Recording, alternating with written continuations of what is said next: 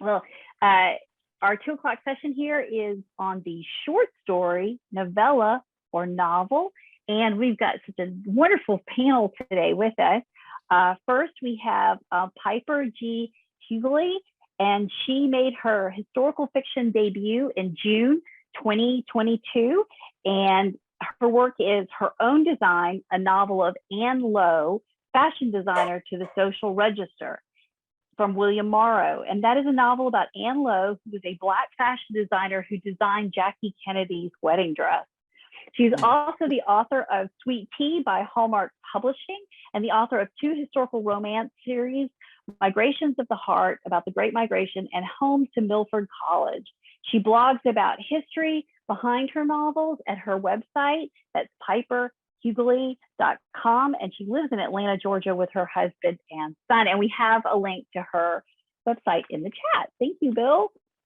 Our next guest is Shaun Hamill. Shaun received his BA in English from the University of Texas, Arlington, his MFA at the Iowa Writers Workshop. His debut novel, A Cosmology of Monsters, was published by Pantheon Books in September 2019. His fiction has appeared in Carve and Tor Nightfire's Come Join Us by the Fire. His nonfiction has appeared at Crime Reads and Tor Nightfire. He lives in Arlington, Texas, and that's where he is working on edits for his 2nd novel and beginning his 3rd novel. Our next guest is Anne Hite. Anne Hite Ghost on Black Mountain won the Georgia Author of the Year. She was shortlisted for the Townsend Prize in 2012. Her novel, Sleeping Above Chaos, was a Georgia Authors of the Year selection in 2017. Finalist. She also is the author of the memoir, Roll the Stone Away, where she became Georgia Author of the Year 2021 honorable mention in that memoir category. Let's see. And finally, we have Andy Davidson. He is a Bram Stoker Award nominated author of In the Valley of the Sun, The Boatman's Daughter, and his upcoming novel, The Hollow Kind, debuts next Tuesday. He holds an MFA from the University of Mississippi. Born and raised in Arkansas, he makes his home in Georgia, and he happens to also be my husband. And as y'all know, we live with a bunch of cats. So welcome. Thank you so much for attending our session today. And panelists, thank you so much for joining us on this topic. It's like, now I get it. Okay, the Davidson. Easter egg. So I am excited about this conversation about really the different categories of fiction, and also how you decide if a work that you've got the grain of an idea for, what is it going to become? So I'd like to start out with just a very basic question. When you get an idea for something, do you usually know that it's going to be a short story or a longer work? Or is that something that happens during discovery? Piper, why don't you kick that off for us? Because I'm usually doing something of a historical nature. I know it's not going to be a short story. Just, you need the words. And it was imparted to me a very long time ago. I have an MFA too, and MFA programs, or at least mine did, seem to be better geared towards short stories, which is why I got a bumpy ride through it, because I am more of a novelist. So I know that whatever it is, in terms of whatever incident or person or whatever, whether it would be more suitable for a novella, which at first I thought, because I couldn't do short stories, that I couldn't do novellas, but that wasn't necessarily true. And that's been a very happy discovery for me over the past few years, that I've been able to put out a number of novellas in terms of that. So there is a difference in terms of, like I said, when I wanted to write against the backdrop of the Atlanta washerwomen's strike of 1881, that instantly came to me more as a novella than a novel idea. It may be though that market forces have something to do with that too, now that I'm thinking about it. Oh, yeah. Because, you know, in terms of selling something, unless, you know, all of my novellas are self-published. I've not been able to sell a novella. So there is also that as part of the decision making process. So could be. Oh, wow. Thank you, Piper. You're just like bringing out all these great topics and threads about market forces and what you think you can work on, or genre constraints for that form. Shaun, your bio said, you know, you were at the MFA program in Iowa. Piper said that programs need to be geared toward the short story more. What about you? How did you generally make a decision if a work is going to be a short story or a longer work? I mean, usually whenever I set out to work on something, I've got an idea of what I'm hoping the shape of it will be. But it's, you know, I mean, Cosmology started life as a short story, you know, so that didn't work. And my last published story with Tor Nightfire was a novel that didn't quite work out, that had some stuff in it that I liked. So it's sort of something that's sort of dictated by, I guess, discovery. You know, I don't necessarily get to pick. I mean, it just based on how my imagination works. And you know, like Piper, I need the words, and I tend to like to write about characters over a long span of time. And there are writers who can do that with the short story form and who excel at that, you know, like Alice Munro, but it's never been my strength, I don't think. So I tend towards the novel, but I don't necessarily always have control over what form something's going to end up taking, I guess, whenever I start working on it. That's interesting that you had a short story that became a novel and a novel that didn't work that became a short story. That's fascinating. And so, Andy, you also came from an MFA program that emphasized the short story. How do you know when you're working that something is going to be a novel, going to be a short story, or maybe something in between? Most everything that I do nowadays starts life as a novel if I'm conceiving of it as a commercial venture.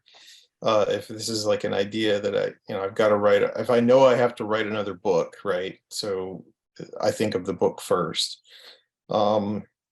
Short fiction kind of all comes at once, like as an idea. So if an idea leaps into your head that's, for me, fully formed, and I can see the beginning, the middle, the end, and it's very small and contained, then I think, well, okay, that's a short story. But I don't sit around, I don't work in the short story form enough by practice these days to have to make that decision all that often, I guess is my point. Novellas, I've never written a novella. So way down the road or in the near future, maybe I'll change that and correct that. But short stories are an interesting form for me because I think, and I don't know how Shaun feels about this, because he and I have talked about, sort of comparing the experience of graduate programs and whatnot, and Piper as well. When you come from an MFA background and you have to write short stories, for me at least, there was a period where I couldn't write a short story after I got out of the program, and that was a pretty long period for me. It was about 10 years. So, yeah, I mean, my brain is just sort of oriented more around longer works, I think. Well, Anne, I want to kind of shift the question just a little bit to you. I'm cheating because on another panel, you talked about writing your short story collection after your memoir. I think that was a really interesting decision. Could you talk a little bit more about that, that decision Sure. to make that collection, and where did those stories come from? Were they stories, something that you had, or ideas that you had that weren't working as novels? For me, the memoir, and I don't recommend that to anybody, it was just gutted me. It was terrible. And I had promised myself I'd never have to do it again if I could just get through it. And I did. And I wanted to do something fun, something different. I wasn't sure, because I'm primary, like Piper, I am a novelist. This is my first short story collection. I've had short stories published early on, but I've never saw myself as a short story writer. And I just wanted to do something fun. And I didn't know I could commit to one long story after the memoir. And I was afraid it'd be too full of the memoir. But so I had gone on to, and I really wasn't thinking about publishing it. I just wanted to have some fun and save my writing. And I went on Facebook and Instagram with my readers and said, I'm going to ask you a question, answer me in 3 sentences, no more than 3 sentences. I prefer it was family based, but however you want to do it. And I would ask a question, and I said, I'm going to pick prompts, writing prompts. I'm going to use the ones I like that speak to me. I'm going to use them to write short stories. Well, my publisher found out I was doing that, and he said, oh, this is going to be great. Let's do this, because it's a university press, so they love short story collections. And I said, okay. Then I got scared. I haven't written a short story in 20 years, maybe I can't do this. But and it's an interconnected short story. So I would use the prompts that they gave me. I gave myself one rule, and that was I could not go back and ask them more. I could only use the 3 sentences they sent me. And it literally had to be my story, not theirs. And we've had a lot of fun with that. Their prompts appear before each short story. So it's been a lot of fun, and it was a lot of fun. I stepped way out of my box, and that was fun. And it ended up being, like I said, interconnected, because I'm a novelist. And so somehow or another, I was going to tell that big story. And it allowed me to jump in time, which was pretty cool, because as a novelist, you can do that, but you got to be careful doing it. And this allowed me to do it a little bit more and to do a longer, span of time without using, 800 pages to do it. So it was fun. I enjoyed it. I don't know that I'll ever do it again, but it was fun. That's a fantastic idea. That's so cool. Did you get any feedback from any of your people who contributed? Like, did they say anything about the stories that actually it ended up being, or how did that work? That I have heard from several, and they'd say, wow, that's so close to what really happened. And I'm that's kind of that woo-woo stuff there. But we're planning on doing a Facebook Live thing where they can come on and talk about their real stories, that happened. And I had several that were local that came to my book launch, and we talked about how different they were because that happened to be that they were different from what their real story was from their family. So it's been fun. It's opened up conversations, and that was the whole point. The surprising thing is I've been nominated for lots of prizes, which that blew my mind, because I'm not a short story writer, but I enjoyed it. I had a good time. I'm working on a nonfiction, or it's going to be turned in November. And so, and you're talking about form and knowing your form or not. I started out to write a historical novel about Lucille Seeley Frank, which is Leo Frank's wife. And the more I found out about her, and she's not ever talked about, hardly ever. And when she is, she's hysterical. So I chose to write a nonfiction narrative. So again, I'm stepping way out of my box, to write fact instead of fiction. So it's been fun. And I love the research of it. It's really hard too. It's a very sad, all-consuming story, but it seems like that when you go into nonfiction, whether it's personal or historical, you really go to those tough places, Anne. Yeah. About it, I like that darker side. I mean, even my short stories, they all have ghosts in them. I'm always on the darker side of things, but yeah, when you do it in nonfiction, it is a little bit a little bit more overwhelming, especially if it's your story. That's a different thing, you know, or your family story. But doing hers has been a little bit easier, but not much. I mean, I actually wrote a poem that was published in Salvation South, and I'm not a poet, but I was so absorbed with the research, you know, and how terrible it was, and you know, that I wrote this poem just poured out. I couldn't tell you I would ever be able to do it again, but you know, and I thought I'm gonna put it in the book too, because I decided that'll be a good thing to do, but because it's a really sad story, and people know it, and they all have opinions. Even now, I was really surprised that even now, 100 and something years later, everybody has a hard opinion about it. So, and they don't mind letting you know, even if you don't know them, if they find out you're right. Wow. Yeah. Well, I want to move back to what Shaun said about Cosmology of Monsters was initially a short story. Can you talk a little bit about that short story origin for that particular story? Like when, what was the context for it? When did you do that? Where were you writing it? So, and when did you know this is not a short story?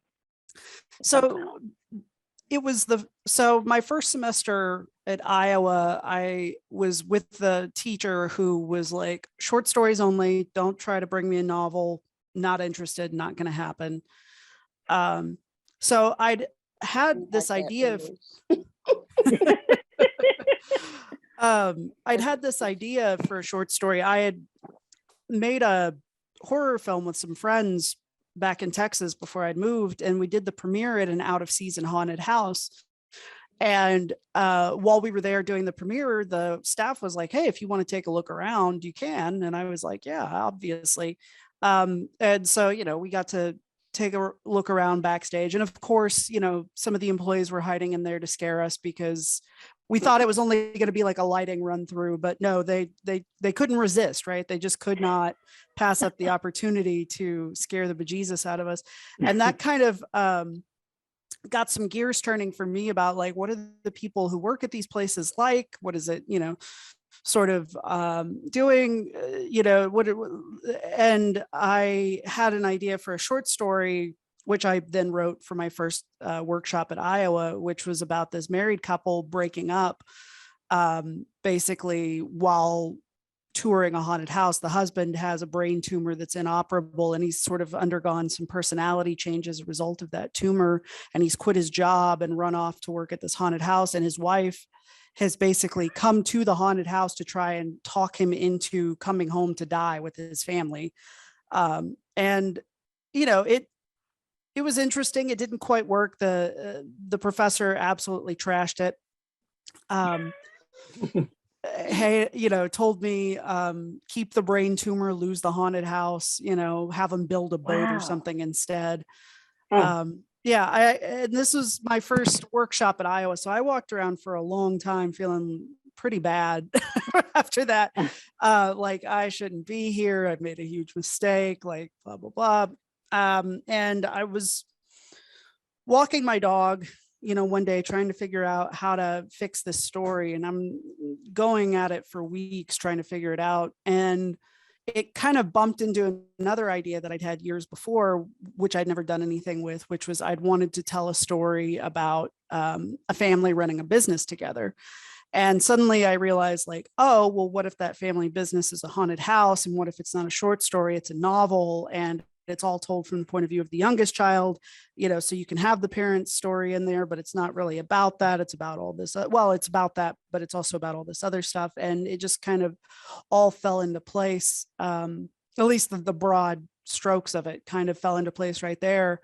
You know, and I knew right then it's like, absolutely, they're not going to build a boat. I'm going to double down on the haunted house, you know,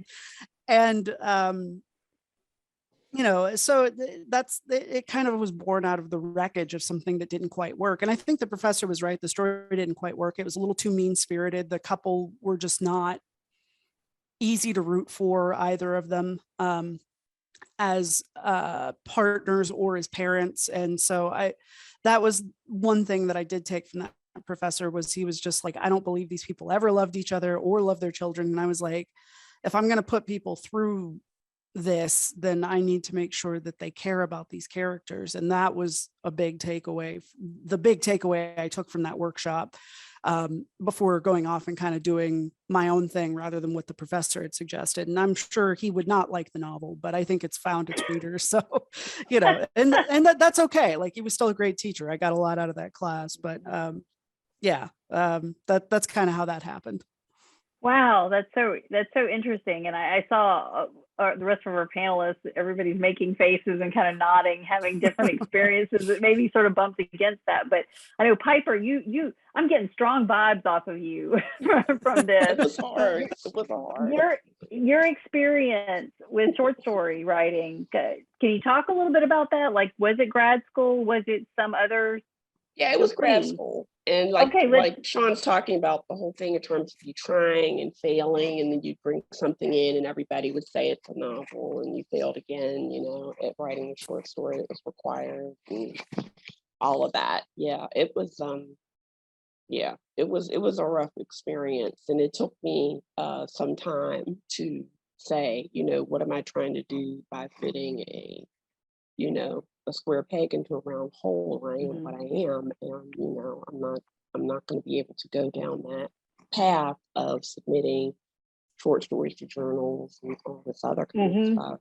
I'm clearly a more commercial writer in my inclinations, and this is, you know, what I'm gonna be doing. That's who I am. And there's a whole aspect in terms of the commercial world as it is. When I started out writing romance, I think it also has to do with genre expectation. That there's a very active novella world going on, sub world, if you will, in Romancelandia, because the readers demand it. The readers are very voracious readers, and sometimes they want that thing where they could just sit down with something in an afternoon and consume it. So it's like, it's almost by reader demand that you know, you write novellas. You write novellas as newsletter giveaways. You write novellas as series to put people into a series potentially.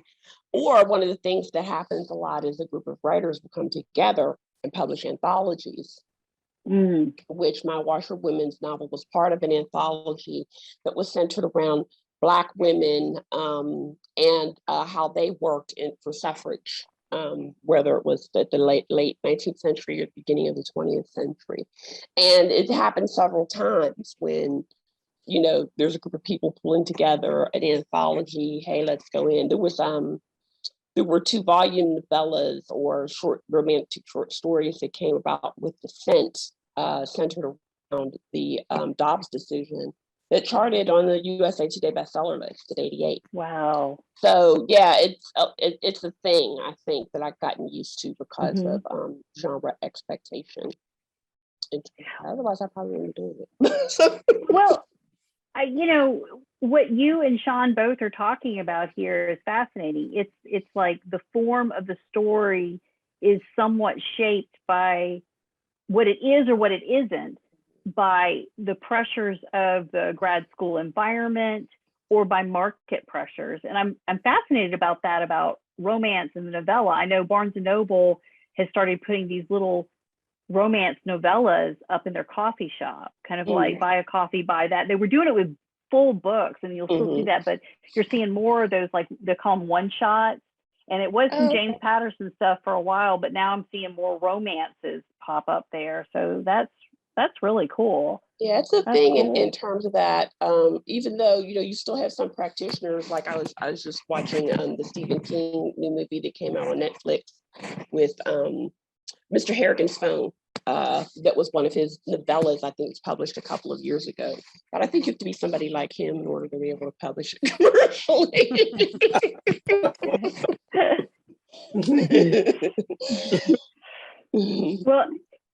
Well, Andy, and I'm going to use my insider knowledge. I know for a long time you were like, write a short story. No, I will never. But then you actually started writing some short stories again a little bit. can you talk a little bit more about maybe your process with that? You said if you get the idea that it's fully formed, could you talk a little bit more about what you mean by that and how you know that it's not the baby part of a novel, that it's going to be this short story? I think it's Poe who wrote the essay about how the short story should be consumed in one sitting and have a single effect, right? So I've always sort of been in the theory that, at least theoretically, you should be able to write a short story in one sitting too. Like, I can't do it, but I mean, it depends on how short it is, like, but if it's like anything over 4,500 words, you're kind of looking at, that takes a little more time. But the short story for me is like a compressed form that the sentence itself gets to show off in a short story. And so for me, short stories are not so much about plot or things that happen, but they're about things that characters feel, maybe things that happen to them, but not necessarily, it's not a plot driven form. Now that's totally not the case in some short stories. So everything you can say about a short story, there's a rule for this or a rule for that contradicts it. But just for me personally, I got back into short story writing because I read Paul Tremblay's book Growing Things, and I was just kind of like shocked into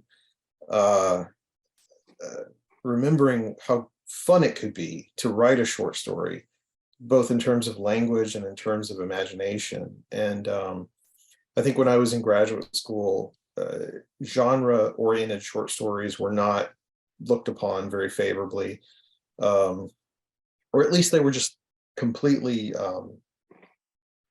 set aside. Like, nobody talked about reading genre. Everybody was reading Raymond Carver and people like that, Ernest Hemingway, Flannery O'Connor. So, which her stories are amazing and fun, but they're not genre. And so I was like really delighted to turn back to short story writing in terms of genre. And Paul was the person that kind of, his book got me back into that mindset. And I just, to plug the horror genre, Shaun, you probably very keenly are aware of this, having published in anthologies, right? The horror genre in publishing seems like one of the best places that you can find short stories being put out into the world, and novellas being put out into the world for commercial purposes as well as just artistic purposes. Because it used to be that a writer could make a living publishing short stories. Not the case anymore. But there's definitely still a market for it within genre. I think, like Piper's saying, readers have a desire to read shorter works. Well, and you were talking about your psychological or emotional artistic decision to put out a collection of short stories. Was there any discussion with your editor or publisher about the market for that collection, or did you really were concerned about that at all? No, because he's a university press, and so right, university presses do put short story collections out. Actually, they like short story collections. So no, we didn't worry too much about that. And I knew I thought it wouldn't sell, but now this has been, I sold out before everybody got books at my book launch. I sold out at, I've only had it out like a couple of weeks, and I sold out at Decatur Book Festival. And so I know Eagle Eye loved that. But so I'm very surprised, because I thought nobody's going to buy this because it's short stories. They're not going to buy it. And that's okay. But, I just wanted to write it. So. And do you think it's because, and we're just going to theorize because maybe we don't know, but it sounds like with the success of that collection, do you think it's your brand recognition? Does people love what you do? Do you think there's some kind of change in readership and what they want? Any thoughts about that? It was the first, all of my fiction is set on a fictitious, but it's close to the real town. of Black Mountain, North Carolina, and I always have ghosts. My ghosts are, that's a big deal for me. So I think, and it was the first one that I've written since 2016 that had anything to do with Black Mountain. So that probably had some to do with it. I don't know. I mean, I really don't. You never know. I can think, oh, this book's going to really do good and then, it just doesn't do anything. And it's a really well-written book. And it's just, I quit I worry about it. Of course I do. I don't think I'd be a liar if I didn't, if I said I didn't, but I can't put everything into whether it's going to do really well or not, because you never know. You just don't. The one thing that was different about this book than my previous last 3 Black Mountain books was that AJC picked it up and put it on their best 10 books for the fall. That's the only thing really different that happened. So wow. Yeah. So if that's what caused it, I need to try to really, but it's really hard to get in there. You never know. When it's like anything else, you don't know if you'll get in there or not. So well, and you're talking about something that everybody sort of hit on. It seems like the short story is no longer a way to make a living, like the days of writers being able to do that just solely on the short story. Arguably, like writing is not a way to make a living. Well, okay, so right. True. Sorry. But I'm to support it. Yes. But I am kind of curious, because we have the panelists, y'all here. The short story was the end all in the MFA programs, it seems. And you're talking about, it's a university press. They love short story collections. So just what is this about academia, writing programs, publishing, about the short story? What is it now about the short story that y'all think is so attractive to that world? This could be anybody. I mean, because all as a y'all professor, it's probably easier to grade them, but you didn't hear that from me. Okay, true. Yeah. Yeah, that's probably very. They're easier to teach too. I mean, students don't want to read. Students don't even want to read short stories anymore. Okay, thank you. Compared to to a novel, but something. Yeah, and in fact, the stories that I assign in my classes, whether it's a lit class or a writing class, generally, I mean, they're not even, what, 2,000, 3,000 words at the most. I mean, technically, yeah. I like to assign things that can be read out loud in class, just to make sure everybody's heard it, Well, yeah. So the practicality of teaching. Shaun, didn't you go back to teaching recently? Or have you started teaching again? Am I right in remembering that? I'll be teaching again in the spring, so I haven't. Okay. I'm not back to it yet, but I'm on my way.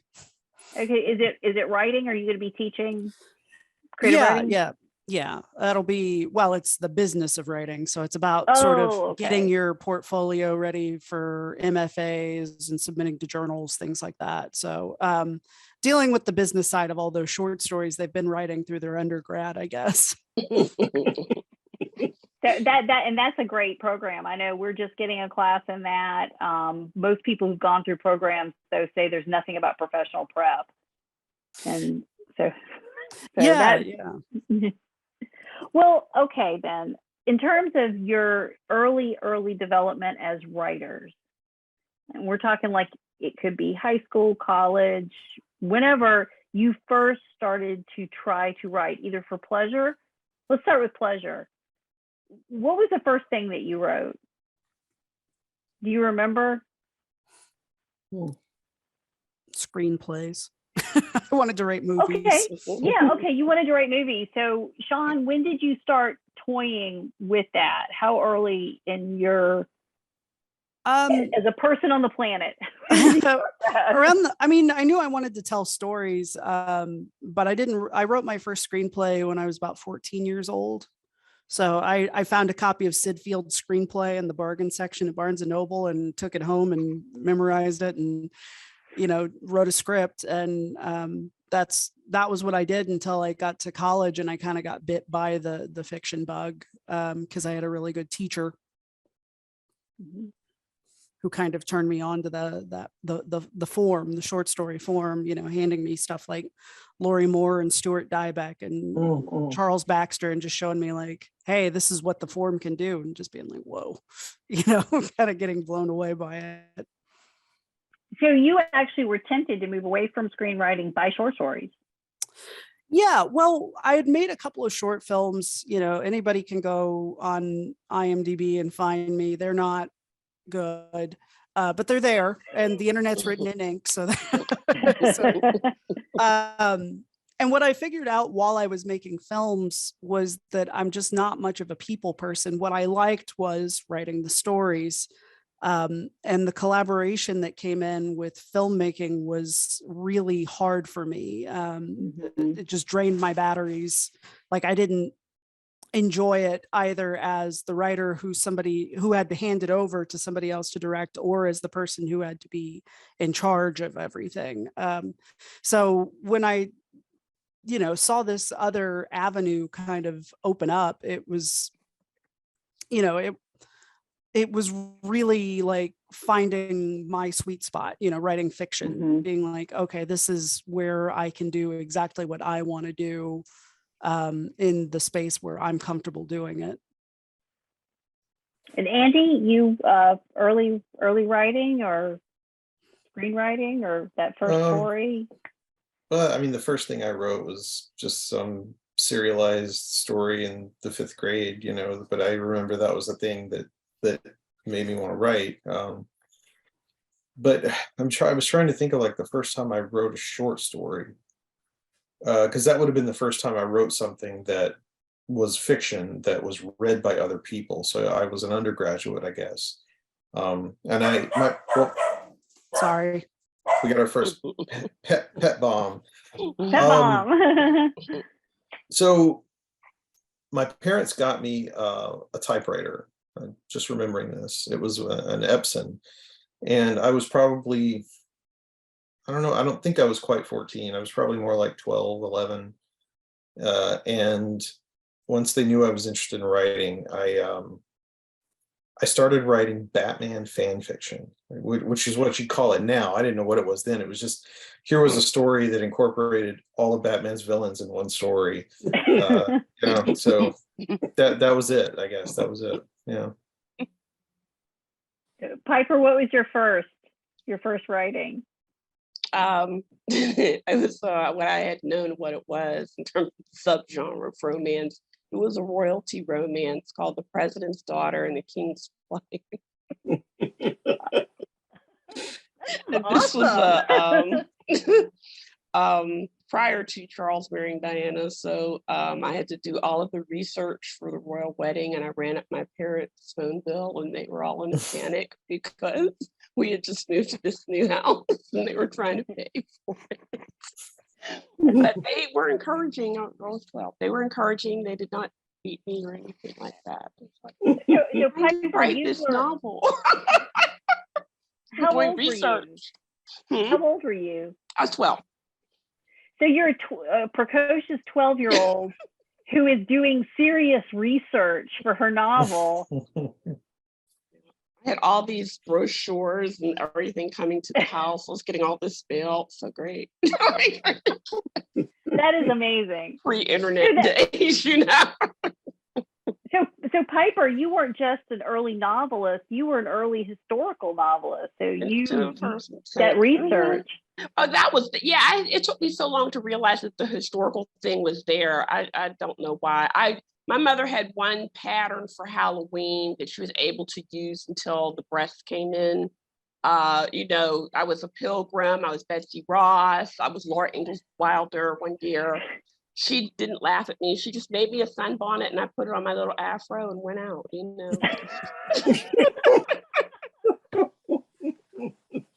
Very wonderful parents. Yeah. So we have this parental encouragement, and that led to Batman fan fiction and historical Well, and you talked about your family connection to your writing, that's inspired. It sounds like it's inspired your later work on another panel. But can you talk about some of the early things that you wrote, where you got how early was it when you started to try to write? It was probably, I was always telling stories, and that got me in trouble. And I really I could come up with some good stories.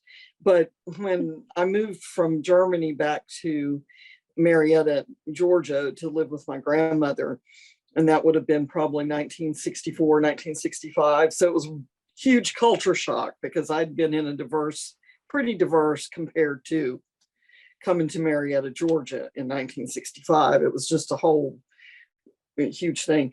But we went up to Appalachia, which is where my grandmother was from, every month. And that was really culture shock.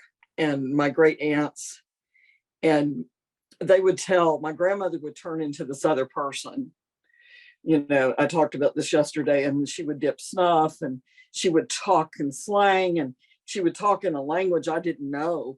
And she was always so particular about everything, and she never dipped snuff. I didn't know she would do something like, I just thought, oh, who is this person? What have they done to her? But I started listening to their stories. And if I'd be real quiet, they'd leave me alone. And they never know they just forget I was there, and they tell really good stories, like my great grandfather killed his wife by pushing her out of the car, and they had the only Model T in the town, and she hit her head and died. And I mean, these were just like, oh, I love this stuff. They talk about ghosts, and because I didn't know these people. I mean, I never was raised around them. I was always, I'd been in Germany for just about my whole life, and so I began to write ghost stories. My brother was terrified of anything like that, and I would sit him out on what my grandmother called the back stoop, and make him listen to the stories that I read. And he would be terrified, and I knew, okay, well, and my mother would say, stop that, you can't read him those stories. You don't need to write in stories like that. And I thought, oh, well, I'm writing these stories because they're too cool. And that's what started they were horrible, I'm sure, but they were fun. They were fun. They had ghosts in them. They scared me. I loved having that little thrill of, I wasn't like him, but I I had that little thrill, when you get ready to go to bed at night and you think about those stories you wrote. I'm still like that. I like that. Go ahead. And I said this morning, I grew up reading Stephen King, and my mother said, you don't need to read his books. His books are bad. I read Carrie, and I was like, oh, you need to read them, because they were just so good, And I thought, this man's brilliant. I still read. I just bought the new one, and I have to have them in real book. I can't have them in a Kindle book. It's weird, So yeah, I've always you have to hold it. Yeah, I have to hold it, because I've always held his books. But I love the dark edge, and I like historical, but I love that darkness, So That childhood eavesdropping is everything. There's so much about my family that I know, that because I had the sense at 6 and 7, it's like, listen to this. You have to listen to this and try to hold on to it. And then people are like, well, what about so-and-so who married this, that, and everything? I was like, oh, I knew that because eavesdropping. It's really sad, because it got to be where my mother would say, and do you remember that story your grandmother used to tell? I was like 6, like 9 or 10 or 11 when she would tell it. I'd say, yeah. So I think, being a writer started really early on. I think we're all storytellers in our family. And so the gene, I just was born with the gene, And I was gonna ask something like that, and that's the perfect segue into it. Is this idea of, could you imagine being something else but a storyteller? Do you feel like telling stories is something that you just have to do? Like, Shaun, you were trying to tell stories through movie, but when looking way back past being maybe even 14, was storytelling something that was with you, or was it a sudden discovery at that age? No, it was always with me. I mean, I was, I was doing it with my toys as a kid. They, and then eventually I tried to do comic books, and it turned out I couldn't draw. So that, is, so it was looking for an outlet pretty much my entire life, just trying to find the right place to do to fill that urge, that itch, scratch that itch. The perfect outlet for being a storyteller. Yeah, exactly. So, Piper, obviously the research was there early on, but do you remember what gave you that idea, or what was it about you had to write this story? What made you want to do that? I was going to say, I think I just had this sense of I'm in this new neighborhood, and this is a terrifying thing, and now I can hold myself up and get down to brass tacks. I'm not trying to think about it. I know that Prince Charles did date Trisha Nixon at one point, and there was a thing where they were like trying to get Nixon particularly, okay, trying to get them together. So that might have like given me an idea in terms of that. But that was a couple of years before that. So yeah. So it's in the basement somewhere. Yeah, idea. Exactly. It was in the basement of my mind. Yeah. That's a good way to put it. So Andy, where did the idea to want to tell stories come from? I think I was thinking about this, trying to kind of articulate it. I think like initially it's just that there was two things. It was just the act of imagination, imagining something that's not real, willing it into existence, because that's what kids do when we play, right? And I think also the act of writing was a solitary act. It was a private act. And I was an introverted kid. I didn't like playing with other kids. I didn't like recess. At recess, I would go up as far away from everyone as I could and just like tell myself stories. I was a weird kid. But I think as I got older and started trying to be good at it, I think once you recognize, short stories were a way for me to kind of recognize, okay, there's a craft here. Like there's not just putting words on a page and telling what happens to people. There's also language, there's also sentences, there's also metaphors, there's figurative elements here that the imagination, you have to have something to say, or at least we try to say something when we write. We try to express something, and that came, I think, through teachers, and I had some good ones. I remember there was a brief moment early when I was in my program at Mississippi that my first workshop that I took, I turned in something that was okay, but it didn't stand out, I don't think, among anyone in the class. And I remember the teacher told me, he said, turn up the language, turn up the fire under your language, turn up the flame. And I went away from that, and it was like something just clicked in my head that, okay, that's what I need to be trying to do. And by the time I wrote the next story, I was using complexity in a way I wasn't before. I was trying to put in metaphors and similes.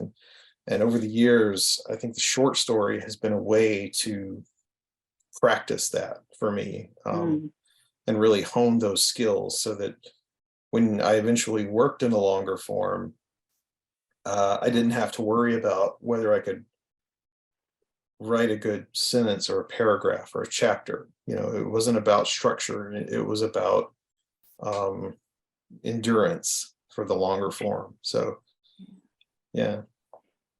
So if Shaun found that Sid Fields book and you had that moment with language, and Piper, you had that research, with Anne, you were writing your collection. That's the most recent publication. What were some of the craft considerations that you found yourself having to make or did you, or were there craft considerations or things that you had to figure out how to do with that collection or with each story? Because you got a brilliant starting point for each one. Yeah, I pretty much, I wanted to make it more like a novel. Okay. Interacting, that interconnecting novel. And I read a book, it was the Pulitzer, and I'm terrible with titles, Overstory by Richard Powers, which is a novel. It's supposed to be a novel of stories about trees. And I'm a big nature person. So it was very absorbing to me. And I had read that, and I was starting this collection about the time I read that book. And I thought, this is so brilliant the way he does this. He's got so many characters, and there's, and he gets away with it. It's a really good book. And so I think that was in the back of my head. I didn't tell people that I was writing an interconnecting short story collection, because then if I failed, nobody would say, well, she did not write an interconnecting short story collection. I just kept it to myself. And Robert, which was on our panel yesterday, I asked him to blurb. And the first thing he said was, this was like reading a novel. It all connects together. And I was like, okay, good. Now I can tell people that's what I did. But yeah, so I just didn't let myself worry about it, because it was supposed to be for fun. I just really didn't have as much invested in it as I normally invest in a novel or like in my memoir, because I wanted to have fun. I had not had fun in so long, with my writing, that because it took me 4 years to write the memoir. And so, I should have been more worried, but maybe not, because, it seems to be popular. People like it. Maybe I need to loosen up a little bit when I go write my next novel, but, Well, and you're leading me to my last question before we wrap, and that's we've been talking a lot about the short story and the issues surrounding the short story and our experiences with that, and our the origins of being a writer. Most people here, y'all seem to be committed to that long form. So let me switch this here at the end for just your quick impressions. Shaun, what is the hardest thing about writing a novel? Like, if you had to pick the one thing that's really hard. For me, it's keeping faith that what I'm working on is worthwhile, that it's worth following through. Like, there's a lot of self-doubt that comes along the way. You try to work quickly to outpace it, but there's still days whenever it just feels like I'm just wasting my time and everybody else's, So I think that's the number one hardest thing, more than anything to do with craft or anything like that, is just keeping that faith. And I think that's weirdly encouraging to people who are young writers or just starting out, that for successful writers, it can be hard, that confidence. So thank you. Piper, what is the hardest thing about the long form, the novel? Yeah, I'm in it right now. It's the saggy middle part, like the exact middle part, where it's like I don't see that there's darkness ahead and there's darkness behind me, and it's like I just have to keep pushing through those words so that there'll be light eventually, but it's hard. So you're pushing through. You're just it's just a question of just pushing through. Yeah, because you can always revise, right? Exactly. Yeah. Mm-hmm.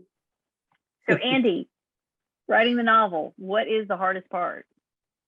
First 50 pages. Really? Yep. You pass the 50-page mark for me, I know I can keep going. But getting that first 50 pages right and finding the voice and the groove that you're going to tell the story, and the mode, the tense, everything. Once that's established, it's just pushing through for me because there's an outline. But in that first 50 pages comes what Shaun said: self-doubt. Is this a good idea? Is this going to work? Is this going to be anything anybody wants to read? Am I even going to be able to find, can I do this again? You know, that all those questions keep pouring in that first 50 pages. But once you get past that mark, for me, I can finish it. And then the second hardest thing is revision, because that can be an endless process of toil and strife. And usually when it's not self-driven.